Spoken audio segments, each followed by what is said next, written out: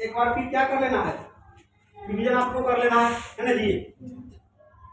और हम लोगों ने अभी तक 2 चैप्टर खत्म कर लिया है। पहला चैप्टर था मैटर, ठीक है ना, एंड क्लासिफिकेशन ऑफ मैटर, ठीक है ना, पदार्थ और पदार्थों का वर्गीकरण। सेकंड चैप्टर हम लोगों ने फिनिश किया, ठीक है ना, आइटम एंड मॉलिक्यूल्स यानी अणु और परमाणु, ठीक है। उस अणु और परमाणु के पढ़ने के दौरान हम लोगों ने, ठीक है ना, कुछ जाना कि जो भी होता है इलेक्ट्रॉन और परमाणु बना हुआ इलेक्ट्रॉन और प्रोटॉन और न्यूट्रॉन का होता है, लेकिन डिटेल में हम लोगों ने नहीं देखा था, यानी उसका नेचर, ठीक है, उसका व्यवहार, यानी इलेक्ट्रॉन और प्रोटॉन न्यूट्रॉन का व्यवहार नहीं समझे थे, ठीक है। तो नेक्स्ट चैप्टर आज जो आपका नया स्टार्ट हुआ है वो चैप्टर नंबर 3 है, जिसका नाम है एटॉमिक स्ट्रक्चर यानी परमाणु की संरचना, ठीक है ना। क्या है? परमाणु की संरचना। तो देखिए परमाणु की चैप्टर ही परमाणु की संरचना, तो मुख्य रूप से हम इसमें क्या समझेंगे, परमाणु की संरचना यानी किसी आइटम का संरचना स्ट्रक्चर कैसा होता है, ठीक है ना। संरचना बनने के लिए उसमें हर पार्टिकल मौजूद होगा, तो ये मौजूद उसमें क्या रहेगा, इलेक्ट्रॉन प्रोटॉन और न्यूट्रॉन। तो अगर हम जब तक डिटेल में इलेक्ट्रॉन और प्रोटॉन और न्यूट्रॉन को बारे में नहीं जान पाएंगे, नहीं नॉलेज रहेगा, तो क्या आप बताइए आप एटॉमिक स्ट्रक्चर को समझ पाइएगा? समझ पाइएगा? नहीं समझ पाइएगा, है ना। जैसे एग्जांपल दिए थे साइकिल वाला, दिए थे हम थोड़ी देर पहले, कि आपको अगर जानना है पूरी तरह से कि, ठीक है ना, साइकिल की संरचना को समझना होगा, तो आपको पूरी तरह से साइकिल का है पार्ट्स के बारे में आपको पता होगा, ठीक है ना। आगे जो गोल है, टायर है, ठीक है ना, टायर जिसमें लगा हुआ है उसको रिम बोलते हैं, रिम जिससे अटैच है तो उसको बोलते हैं, ठीक है ना। टायर को उठाते हुए मडगार्ड बोलते हैं, समझ ना, जिसमें चकवा अटैच उसको फ्रॉक बोलते हैं, समझ में आ रहा, ठीक है ना। पकड़ के चला रहा है घंटी ये सब, ठीक है ना, हंडी हो गया, पीछे सीट हो गया, है ना जी, जो पीछे सामान हमारा उसको कैरियर बोलते हैं, क्लियर, चलिए क्लियर कैरियर जो भी हो गया। तो इतना आपको पता है यानी साइकिल का संरचना, ठीक है ना। अब जिसको सबसे महत्वपूर्ण चीज छोड़ दिया, टाइडिंग, अच्छा बोले, हाँ चलिए ठीक है, आइए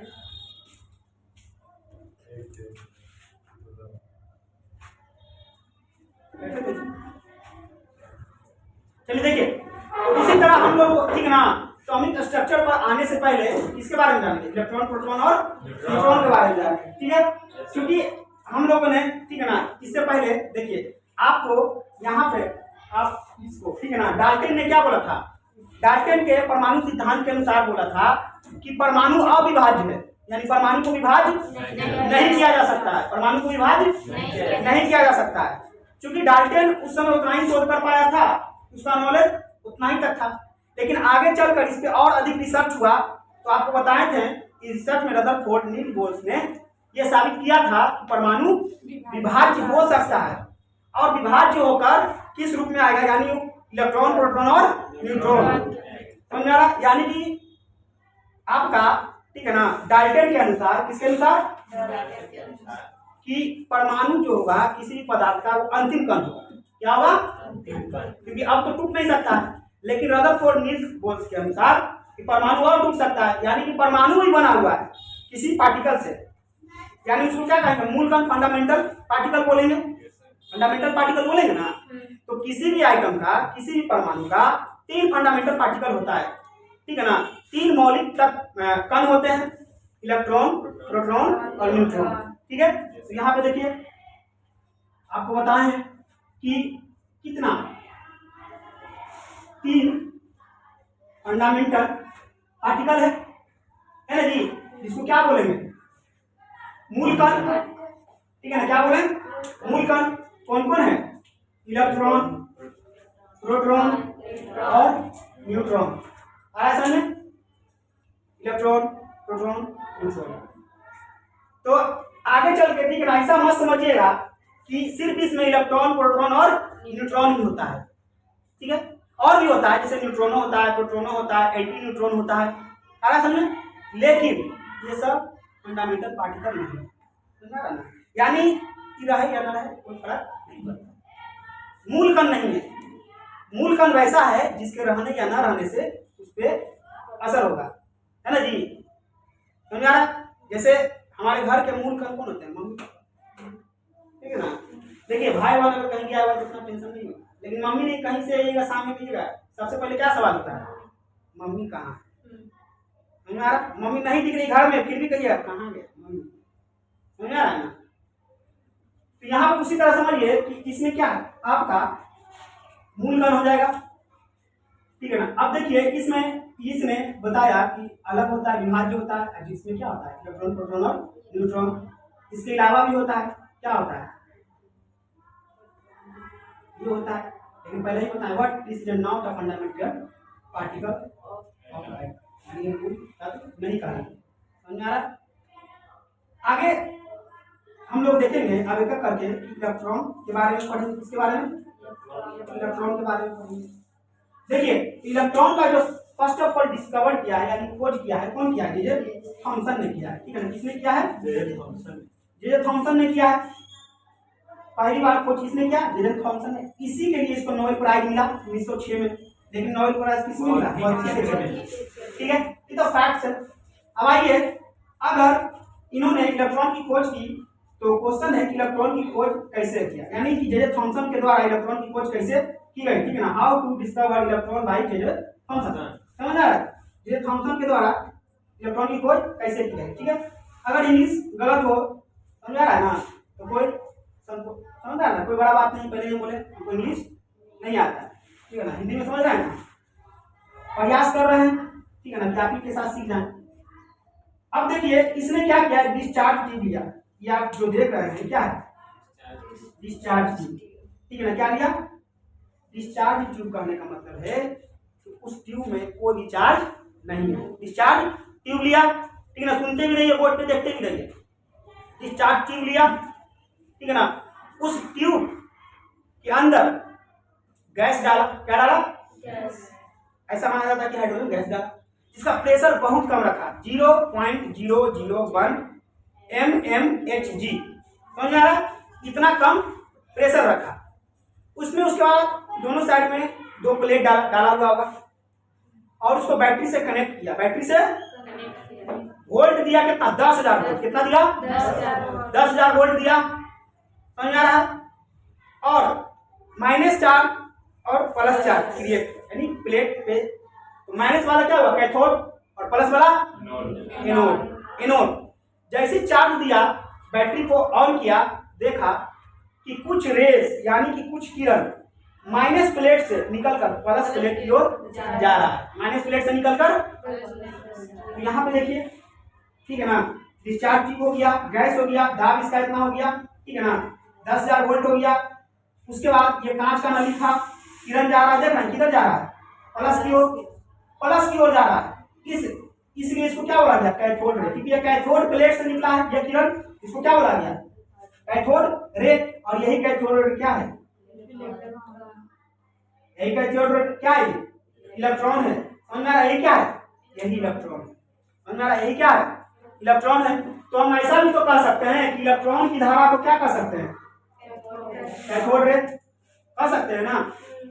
उसके बाद ये फैक्ट है, याद रखिएगा, नोट पॉइंट समझिए कि विद्युत चुंबकीय तरंग नहीं है, कैथोड रे जो अभी दिखाए हैं ये क्या है, विद्युत चुंबकीय तरंग नहीं है, समझ आ रहा, इलेक्ट्रोमैग्नेटिक रे नहीं है, इलेक्ट्रोमैग्नेटिक रे नहीं है, ठीक है ना, क्योंकि यहां से सवाल पूछ लेगा, वहां कंफ्यूज नहीं होना है, समझ आ रहा, नहीं है तो नहीं है, ठीक है। उसके बाद देखिएगा इलेक्ट्रॉन जो है डबल नेचर रिप्रेजेंट करता है, यानी कि डबल नेचर, डबल प्रवृत्ति को दिखाता है, कितना नेचर, दो नेचर, एक नेचर आपका तरंग वाला और एक नेचर कण वाला, समझ में आ रहा है, यानी एक रेस का नेचर है और एक आपका पार्टिकल का नेचर रखता है, यानी अपने साथ डुअल नेचर रखता है, आ रहा है समझ में। रेस तो हम लोग देख ही लिए जा रहा है, ठीक है ना।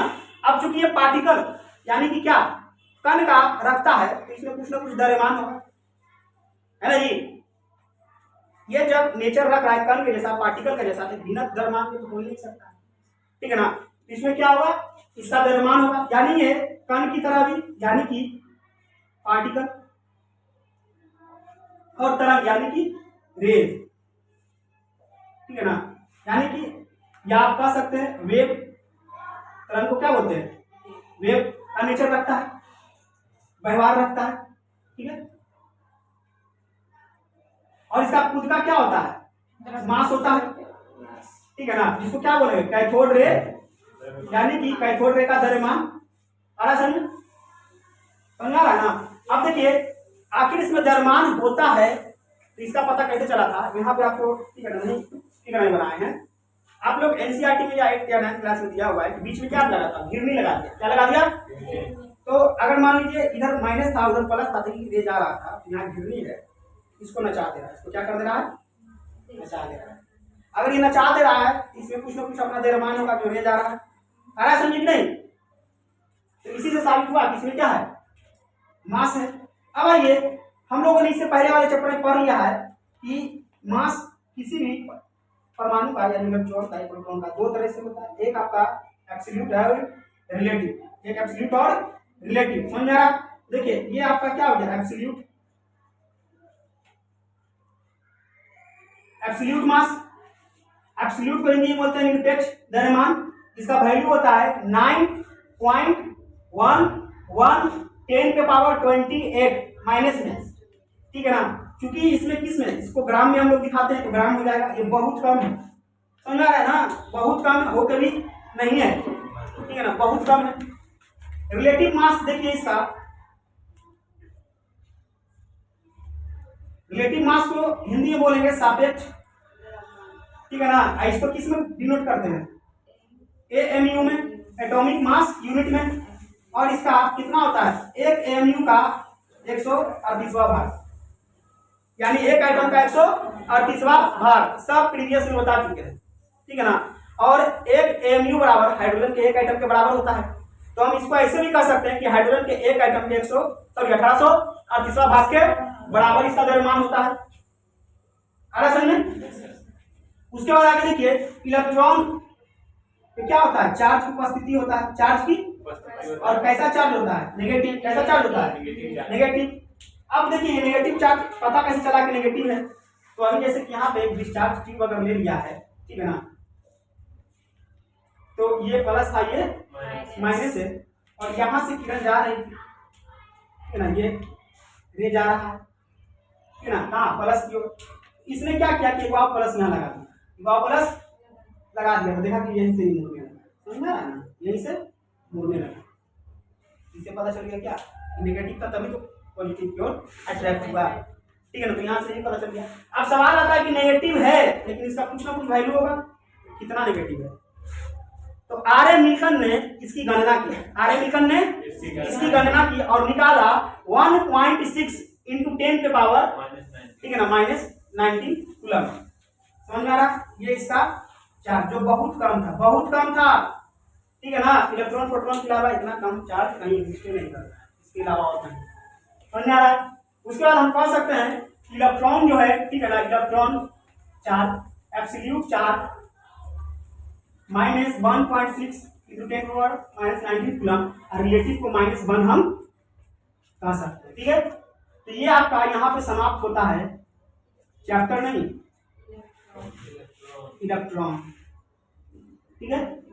और कल हम देखेंगे क्या, प्रोटॉन को, ठीक है ना, कल प्रोटॉन को देखेंगे। इलेक्ट्रॉन समझ में आ गया ना जी, ठीक है ना। क्योंकि देखिए आप लोग यहाँ भी क्लास कर लेंगे, वीडियो के माध्यम से अगर एक दो बार देख लीजिएगा तो और समझ में आ जाएगा, फिर नोट्स लिखिएगा सब समझ में आ जाएगा। समझ आ रहा? ये प्रॉपर जो था पूरा फैक्ट है, समझ में आ रहा? कहीं कहीं समझाने वाला टर्म था, चलिए फिर से एक बार समझ लीजिए, ठीक है ना। रिवीजन के माध्यम से जो लोग लेट से प्रेजेंट हुए थे उनको भी एक बार मौका मिल जाएगा। आ रहा है समझ में? और पिछले क्लास में हम लोगों ने, ठीक है ना, चूंकि पिछले क्लास से स्टार्ट कर दिया है चैप्टर नंबर 3 एटॉमिक स्ट्रक्चर, और कल यानी हम लोग, ठीक है ना, थोड़ा इंट्रोडक्शन देखेंगे। उसके बाद इलेक्ट्रॉन को पूरा डिटेल में पढ़ लिए थे। बताइए इलेक्ट्रॉन की खोज करता जे.जे. थॉमसन, ठीक है ना। किस रूप में इलेक्ट्रॉन की खोज किए हैं? कैथोड रे के रूप में, ठीक है ना। क्यों?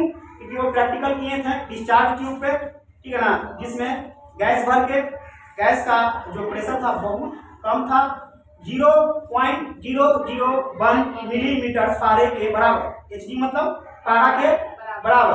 तो उन्होंने क्या देखा कि जैसे 10,000 करंट उसमें पास कराया तो देखा कि कैथोड रे से कुछ किरण निकल रही है। कहाँ से निकला? इसलिए उन्होंने क्या नाम दिया, कैथोड रे दिया था। यानी कल थोड़ा सा रिवीजन करा दे रहा है, इसीलिए उसका क्या नाम पड़ा, कैथोड रे पड़ा, ठीक है ना।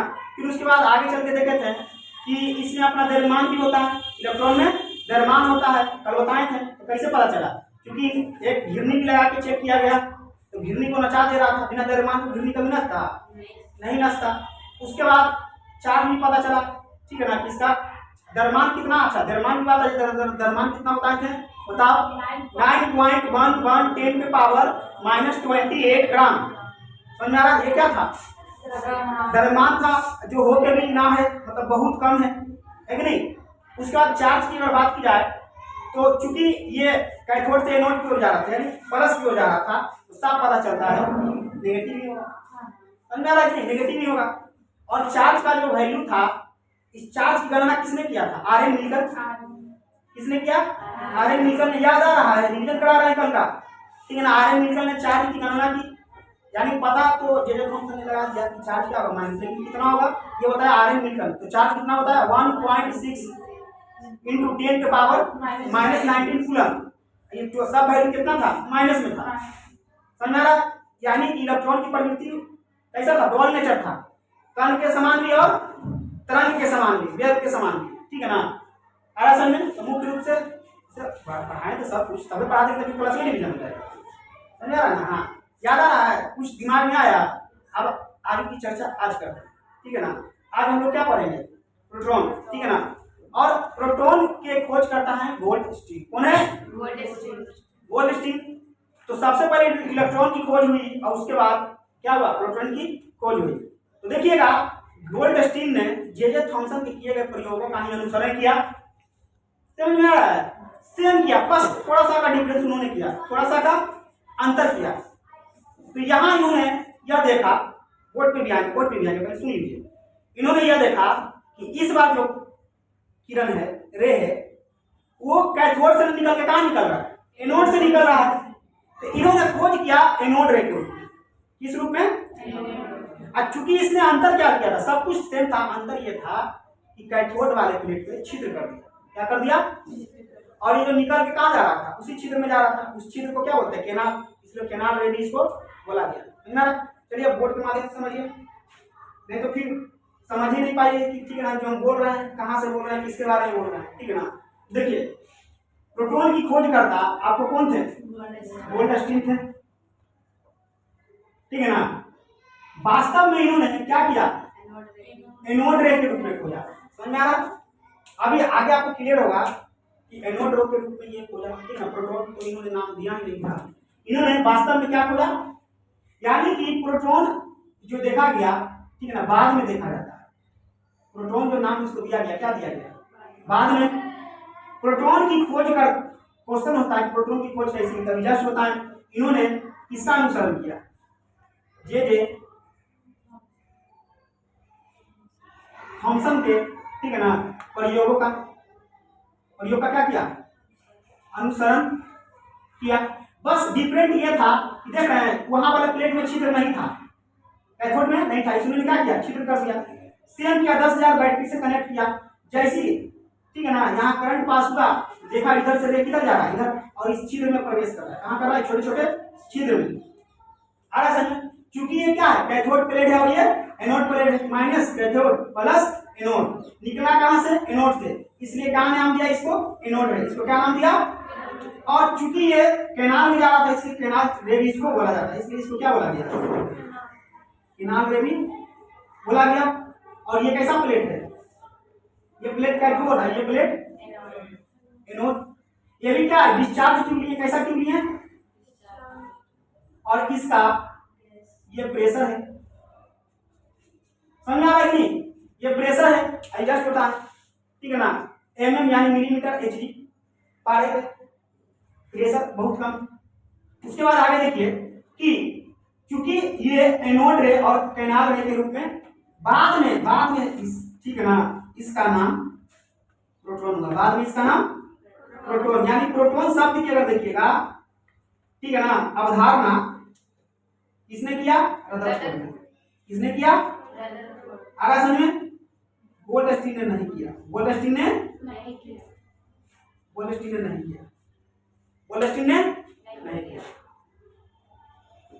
समझ में आ रहा? तो यहां से क्वेश्चन पूछेगा कि प्रोटॉन के खोजकर्ता कौन हो जाएंगे, तो गोल्डस्टीन। समझ आ रहा है ना, आ रहा है समझ। रदरफोर्ड उस पर और अधिक अध्ययन किया और उसका नाम दिया। अगर गोल्डस्टीन नहीं खोजता तो क्या ये अध्ययन करता, नहीं करता। समझा, खोजकर्ता में इसलिए कंफ्यूज नहीं होना कि खोजकर्ता आपको समझा, रदरफोर्ड नहीं हुआ, जब भी हुआ तो गोल्डस्टीन ही होगा। जैसे एग्जांपल दिए ना जी कि भगवान श्री कृष्ण के, ठीक है ना, ठीक है। जननी माता बताइए, जस्ट बताएं। देवकी। लालन पालन किए कौन, यशोदा, ठीक है ना। तो लालन पालन करने से संबंधित यानी उनका परिवार से संबंधित कौन हो जाएंगे, माता यशोदा। लेकिन जननी माता कौन हो जाएगा, आओ ना जी, ठीक है ना। जननी माता कौन हो जाएगी, देवकी, ठीक है ना। उसी तरह इसका जन्म करता कौन हो जाएगा, खोज करता गोल्डस्टीन, ठीक है ना। इसके बारे में अध्ययन करके बताया कौन, रदरफोर्ड। समझ में आया, चलिए आराम से बैठिए, ठीक है ना। जहां जगह मिले वहां बैठ जाइए, ठीक है। आगे आइए। अब चूंकि क्लास में लेट किए हैं, रिवीजन वाला भी आदत छूट गया। अब एक ही उपाय है, मोबाइल से देखिएगा। आगे देखिए कि किसी को, ठीक है ना, यानी कि जो गोल्डस्टीन ने पता लगाया है वो किस रूप में लगाया, एनोड एरिया। यानी आपसे पूछ दे कि प्रोटॉन के खोजकर्ता कौन हो जाएगा, जस्ट बार बार रिपीट कर रहे हैं, गोल्डस्टीन।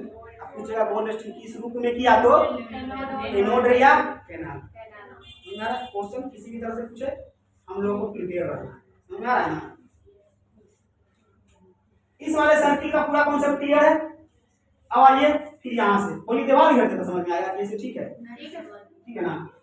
अब देखिए, अब प्रोटॉन की खोज करता अगर पूछेगा तो निसंकोच बोलना है क्या, गोल्डस्टीन।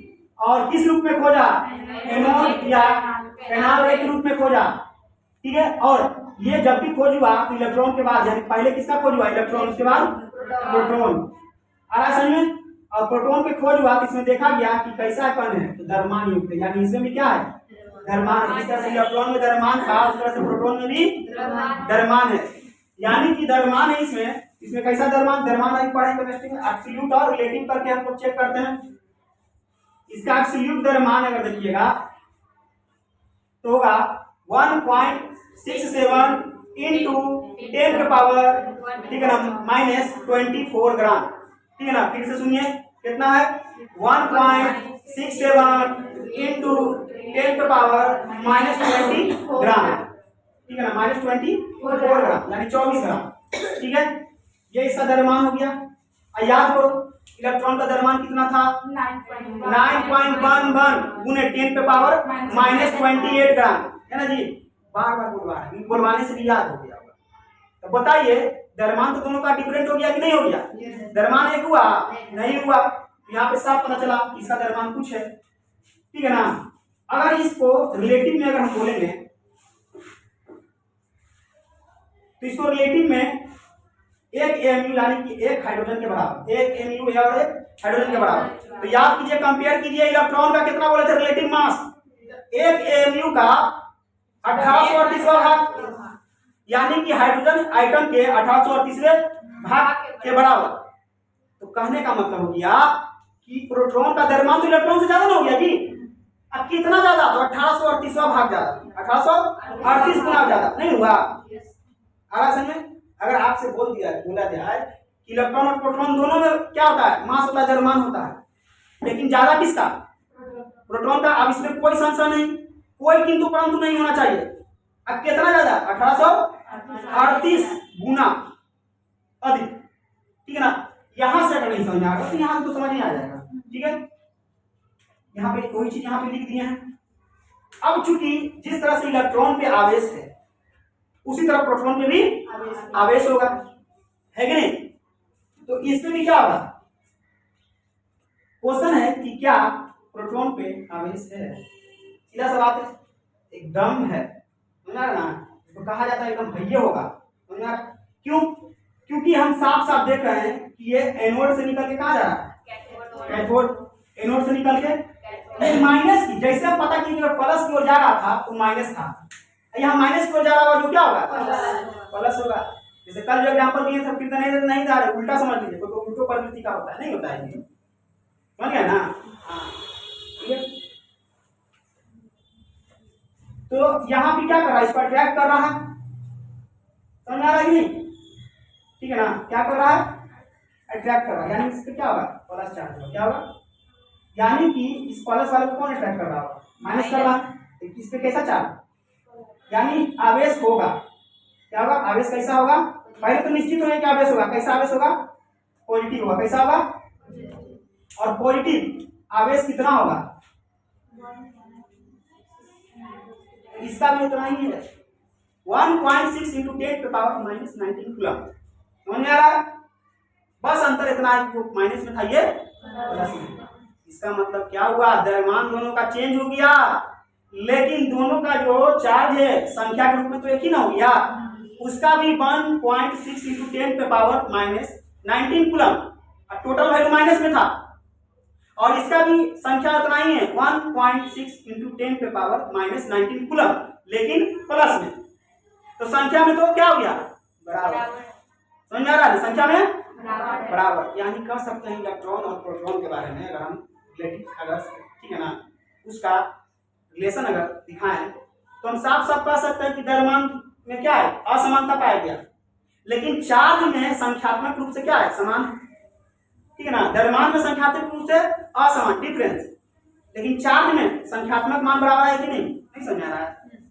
संख्यात्मक मान तो बराबर आ रहा है कि नहीं, समझ आ रहा है, और इसमें डिफरेंट क्या है, देखिए संख्या समान है लेकिन नेचर क्या है, संख्या समान है लेकिन नेचर प्राकृतिक चेंज है, कहा इलेक्ट्रॉन का नेचर माइनस में था और प्रोटॉन का नेचर अभी हम लोग देख रहे हैं प्लस में है कि नहीं, लेकिन संख्या के रूप में समान है, जैसे अभी एग्जांपल दिए, क्या दिए कि बहुत पुराना एक मूवी है जुड़वा मूवी, लगता है हमको फिल्म इंडस्ट्री में जुड़वा का कॉन्सेप्ट लगता है वहीं से स्टार्ट हुआ, हो सके पहले भी कोई फिल्म आया होगा, लेकिन जहां तक कि हमको लगता है कि जुड़वा वाला पहले फिल्म नहीं आता, वो डुप्लीकेट का फिल्म जुड़वे, ठीक है ना, फिल्म से सलमान खान वाला, उसमें देखिएगा दोनों का हूबहू सब कुछ सेम था, है कि नहीं, नेचर डिफरेंट था, हाँ एकदम सीधा साधा, बदमाश कहीं लतखोर थोड़े कहिएगा, मतलब नेचर क्या है, डिफरेंस था, हाँ ये बता कि कोई बात बोले तो इग्नोर कर दे, है ना, शांत स्वभाव का, देखो उग्र स्वभाव का, उसी तरह यहाँ समझिए संख्यात्मक मान क्या है, बराबर है, लेकिन नेचर दोनों का क्या है, अलग अलग, हाँ सलमान खान सुन लेगा तो समझ रहे हैं ना, चलो नहीं सुनेगा, समझ रहा है, इसी तरह जैसे एक बार हुआ ना, जैसे फ्रेंड सर्कल में हो रहा था, तो थोड़ा मजाक मस्ती चलता है ना, मजाक मस्ती के तौर पे हुआ क्या, बोला कि सलमान खान ये, हमारे सलमान खान का औकात नहीं मेरे सामने, पूरा सा हमारा मुंह देख लगा, बोला एकदम हम जो कर सकते हैं वो नहीं कर सकता है कि, अरे हमारा साथ भट्टी पर 2 किलो आलू खरीदे चलेगा, जाएगा नहीं ना जाएगा, बोले 50,000 का बात करते जा रहे हैं, जब नहीं करेगा तो मेरा मुकाबला उससे कभी हो सकता है, नहीं या कह सकते हैं उसका मुकाबला हमसे हो सकता है, समझ आ रहा है, ये मजाक मस्ती में, ठीक है ना, सही बात है, समझ आ रहा ना, जो है ठीक है, लेकिन आप भी किसी से कम थोड़ी ना है, समझ आ रहा, लेकिन वो फेमस है ना सर, हाँ तो फेमस है, समझ आ रहा, अरे तो हम भी तो आप में फेमस है, आपके बीच में, समझ आ रहा, आप भी तो हमको जानते हैं, समझ आ रहा, हाँ फेमस है, हम भी तो सीरियस अब कहा रहे, हम तो पहले ही बोले मजाक मस्ती में बोलते हैं, ठीक है ना, फ्रेंड सर्कल में सब मजाक मस्ती, समझ आ रहा, वो खूब सलमान खान का तारीफ कर रहा था, ऐसा नहीं कि सलमान खान ठीक है ना, हम बुरा, सलमान खान बहुत अच्छा, ठीक है ना, ट्रस्टी वाला काम कर रहा है, ठीक है ना, कमा रहा है, समझ आ रहा, कमा रहा है तो समाज में भी लगा रहा है, अरे सुन वो बात अलग है कि लोग ठीक है ना कंट्रोवर्सी कर देता है हिंदू मुस्लिम को लेकर, ठीक है ना, लेकिन बहुत ऐसा चीजें कर रहा है, ट्रस्ट वगैरह चला रहा है, और क्या चाहिए, ठीक है ना, जैसे गौतम गंभीर को देख लीजिए, 1 रुपये में खाना खिलाता है, समझ आ रहा है कि नहीं, गौतम गंभीर उनका एक संस्था है, ठीक है ना, तो बहुत ऐसे ऐसे बड़े लोग हैं जो करते हैं और बताते नहीं है, ठीक है ना, ह्यूमन बीइंग क्या है, उन्हीं का ब्रांड है, ठीक है ना, चलिए आइए, बाकी मजाक मस्ती है, अब यहाँ पे समझिए, ठीक है, आपको सलमान खान का फैन होगा तो बुरा नहीं मानिएगा, ठीक है ना, अब यहाँ पे देखिए कहने का मतलब है क्या हो गया, यानी कि संख्यात्मक मान क्या है, बराबर, लेकिन नेचर क्या हो जाएगा, अलग, क्वेश्चन पूछ लेगा घबराइएगा नहीं, तो मेरा बोल जाएगा इलेक्ट्रॉन और प्रोटॉन का, ठीक है ना, आवेश का संख्यात्मक मान क्या हो जाएगा, कैसा होगा, समान, लेकिन बोल देगा कि प्राकृतिक कैसा होगा, अलग, यानी कि असमान, समझ में आ रहा? क्योंकि इसमें देखिए असमान होगा, चार्ज का जो संख्यात्मक मान होगा बराबर, संख्यात्मक मान कहने का मतलब ये भी इतना और ये भी इतना, लेकिन आगे इधर माइनस लगा इधर प्लस, समझ आ रहा? तो नेचर क्या हो गया? डिफरेंस, नेचर प्राकृतिक, जिसके कारण ये क्या होता है? उदासीन होता है। क्या होता है? और इतना वैल्यू को हम प्लस में दिखा सकते हैं, इतना वैल्यू को हम चार्ज, जैसे कि बताएं तो इलेक्ट्रॉन का हम माइनस में दिखा सकते हैं और इसको प्लस वन में दर्शा सकते हैं, ठीक है ना? यहाँ पे देख रहे हैं इसका क्या है? प्राकृतिक बिंदु। आगे आइए, जैसे किसी भी आइटम यानी कोई परमाणु में जितना इलेक्ट्रॉन होगा उतना ही प्रोटॉन होगा, यानी जितना नेगेटिव चार्ज उतना ही, यही कारण तो क्या होता है? ये उदासीन होता है। यही कारण क्या होता है? उदासीन। तो जितना पैसा प्लस में उतना ही माइनस, तो क्या है? उदासीन। कहने का मतलब है कि आप पहले से किसी से पैसा लिए हुए हैं, ठीक है ना? भैया ने 500 रुपया आप लोगों को रक्षाबंधन में चाहिए, एक तरफ से खुश है कि वाह, ठीक है ना, आई हैव 500 रुपीज, लेकिन just you have remember that, तुमको याद आएगा कि हमको, ठीक है ना, जो दोस्त से 500 रुपया लिए थे उसको देना है तुरंत उदासीन हो जाइएगा, समझ रहा? इधर प्लस उधर तुरंत माइनस गया, अब क्या होगा? 0 बटा फिर से सन्ना क्या होगा? उदासीन होगा, है कि नहीं? तो चूंकि पदार्थ में दोनों मौजूद है तो दोनों को आइडिया ना होगा। तो कहने का मतलब ये हो गया कि किसी भी आइटम में, परमाणु में चार्ज वाला कण है, लेकिन पूरी तरह से वो उदासीन हो जाता है। क्या उसका? परमाणु। क्यों हो गया? समझ गए ना? लास्ट में आप उदासीन हो गए, 500 रुपये इधर से मिला, 500 रुपये तो चल ही गया, आ रहा समझ? तो क्या हो गया? उदासीन हो जाता है चार्ज में। लंबे समय तक ऐसा माना गया कि किसी भी परमाणु का जो फंडामेंटल पार्टिकल वो दो ही होता है, क्योंकि न्यूट्रॉन का अभी तक कोई नहीं हुआ था, और इसी के आधार पर एटॉमिक स्ट्रक्चर जो थॉमसन ने दिया और रदरफोर्ड ने दिया, जो आगे चलकर, ठीक है ना, कुछ अधूरा साबित हो जाता है, ठीक है ना? आगे चर्चा करेंगे कि न्यूट्रॉन की खोज कैसे की, थोड़ा सा बता दे रहे हैं। क्योंकि देखिए आगे जब देखा गया कि द्रव्यमान चल रहा है, न्यूट्रॉन द्रव्यमान जब सबका निकाला गया, देखा द्रव्यमान सबका गड़बड़ा रहा है, समझ आ रहा? लेकिन चार्ज में किसी भी तरह का कोई डिफरेंस नहीं हुआ। तो ऐसा रदरफोर्ड ने आगे चल के ऐसा अनुमान लगाया कि कुछ तो और है जो क्या हो रहा है? छूट रहा है। क्या हो रहा है? और जो छूट रहा है उसमें चार्ज एकदम नहीं होगा, यानी कि चार्जलेस होगा। क्योंकि अगर चार्ज रहता तो पहले से ही उदासीन है, प्लस माइनस मिल के, अगर उसमें चार्ज रहता तो चार्ज को भी गड़बड़ा देता, लेकिन चार्ज गड़बड़ नहीं हो रहा है। गड़बड़ क्या हो रहा है? द्रव्यमान, मास गड़बड़ा रहा है, यानी कि अनुमान वहां से लगा लिया कि कुछ तो छूट रहा है, जो छूट रहा है उसमें चार्ज नहीं होगा तो क्या होगा? द्रव्यमान होगा। और वही छूट रहा है तो क्या होता है? न्यूट्रॉन। तो इसकी चर्चा नेक्स्ट क्लास में न्यूट्रॉन पे करेंगे। अभी इसमें और कुछ बचा हुआ है प्रोटॉन में, उसकी चर्चा क्या करेंगे? न्यूट्रॉन की। और उसके बाद हम लोग आ जाएंगे किस पे? इस चैप्टर का नाम क्या है? Atomic structure. समझ आ रहा ना? जैसे अभी भोज में जैसे चलता है ना, पार्टी में स्टार्टर अभी चल रहा है, मेन कोर्स स्टार्ट होगा, ठीक है ना, न्यूट्रॉन खत्म होने के बाद, तब आ जाएंगे किसमें? एटॉमिक स्ट्रक्चर में। चलिए बताइए, अगर कोई डाउट है, क्वेश्चन है तो पूछ सकते हैं। पूछो, कहाँ उठा रहा था? चलिए आप लोग जो लोग लेट से आए थे उसका कोई प्रश्न है? जो लेट से आए समझे जी? चलिए ठीक है, तो ऑफ कर दीजिए।